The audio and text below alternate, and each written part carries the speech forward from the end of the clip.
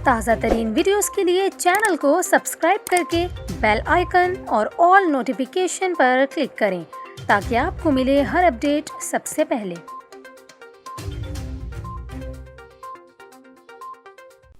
और अभी आपको मरी के मनाजिर दिखा रहे हैं, जहां शदीद बर्फानी तूफान के बायस जाँ बहक होने वालों की तादाद 21 हो गई है। मरी में लाशें सड़कों पर और गाड़ियों में पड़ी हुई हैं। सोशल मीडिया पर दिल दहला देने वाले मनाजिर देखे जा सकते हैं। मरी में बर्फानी तूफान ने बर्फबारी का 10 साल रिकॉर्ड तोड़ दिया है, जबकि मज़ीद बर्फबारी का भी इम्कान जाहिर किया गया है।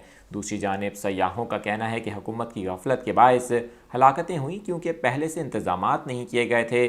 सयाहों की बड़ी तादाद को मरी में एंट्री की इजाज़त देने पर भी कई सवालात ने जन्म लिया है। दूसरी जानिब रेस्क्यू ऑपरेशन ताहाल जारी है और मज़ीद लोगों को भी बचाने की कोशिशें की जा रही हैं।